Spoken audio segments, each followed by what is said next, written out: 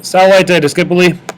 Alright, as promised, I'm going to give you the schedule coming up regarding the quiz and the test.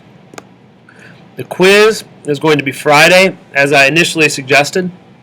So that means that you've got a little bit of time to study tonight and then time to study tomorrow night, and then we've got our quiz.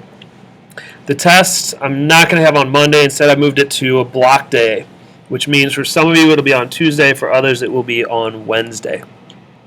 So, quiz Friday, test on block day. So, let's talk about what's coming on the quiz.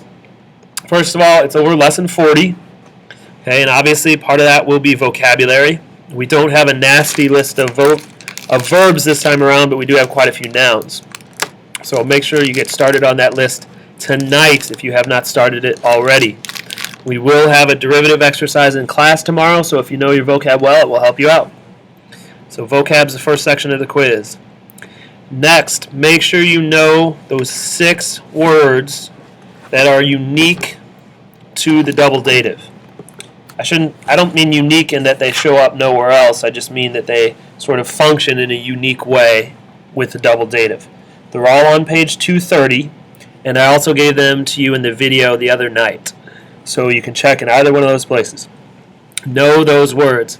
If you must, think about them as 6 more vocab words. Next, for the quiz, we must know what sui sibi say is all about. Remember that this is your reflexive pronoun. Alright, so it basically means himself, herself, itself, or themselves. This is the genitive form right here, dative, accusative, ablative. Remember that it has no nominative form because it's reflecting back to the subject and it can't reflect back to itself. That would be crazy. Okay, so that's himself, herself, itself, themselves.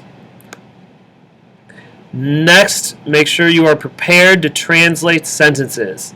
Translate sentences that have reflexives, both this reflexive pronoun, and be ready to handle the other thing we learned, which can easily be confused with this, the reflexive possessive adjective, sua, sua, suum.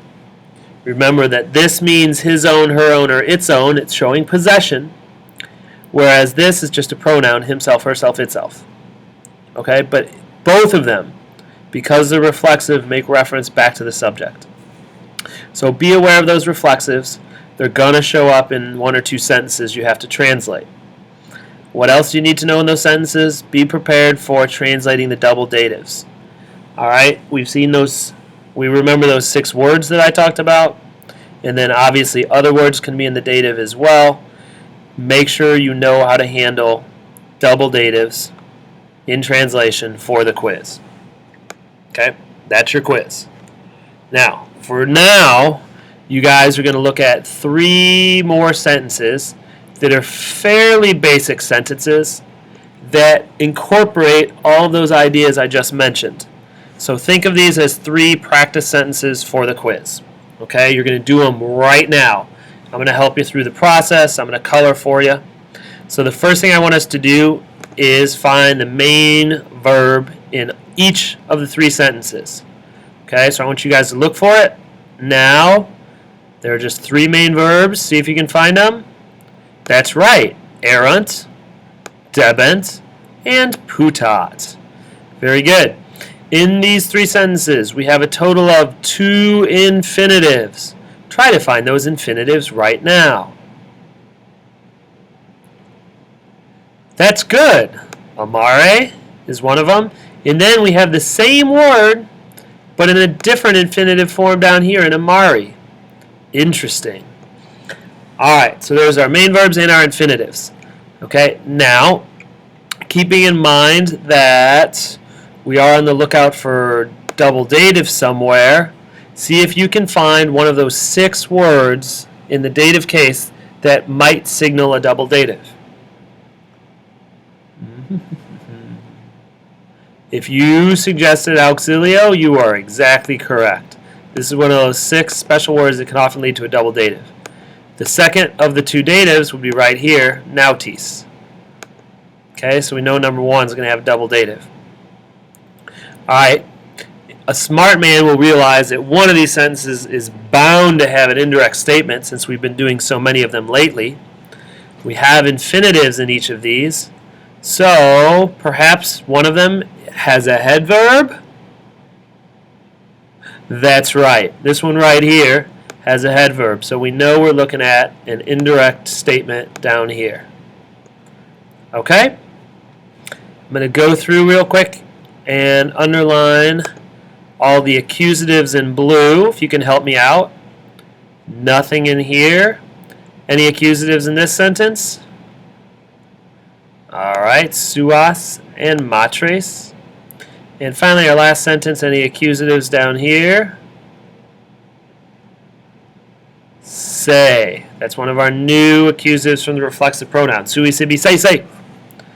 All right, now I will underline nominatives and then we'll get started. In number 1, do we have a nominative? We've got a plural subject, so yes, stellai is your nominative. In number 2, plural subject again, liberi is your nominative.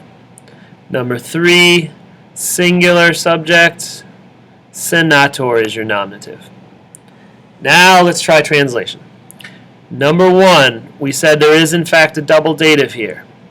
This is a form of sum, right? The future tense of to be. So take a quick second, see if you can translate this sentence. This is one of our new vocab words. Think of constellations. The stars will be for a help for the sailors. But since we don't talk like that in English, we'll say the stars will be an aid for the sailors. Okay, there's your double dative. The purpose of the stars will be as an aid, and it'll be an aid in reference to the sailors. All right. Number 2, liberi is our nominative. This is a new word. You guys remember this one? The children, we'll go from the nominative to the verb, debent. The children ought, which naturally lends itself to an infinitive, ought to love suas matres. Ought to love, this is a reflexive, possessive. It's telling you the subject owns it. Their own mothers. Children ought to love their own mothers. So true. Number 3, senator is our nominative. This is a pretty easy vocabulary word. The senator. Go from the nominative to our verb. Thinks. Remember, we have an indirect statement here. So what, students, is the very next word we should translate in an indirect statement? The senator thinks that. Here's our accusative subject. The senator thinks that he himself, meaning the senator, that he himself, here's our infinitive, but this time it's passive, is loved a populo, by the people. The senator thinks that he is loved by the people. Okay, well done. Now, if you thought about these sentences and tried to work them out as I worked through them, that's going to be good for you, because the first thing we're going to do in class, one of the first things we're going to do in class on the next day, is work out sentences similar to these in structure and vocabulary. So you'll show me that you understand the concepts. All right, this is a pretty short video. It's very short, in fact. So I highly recommend you take a few minutes to start studying that vocab list if you have not done so already. It's on page 230. Okay, waleta.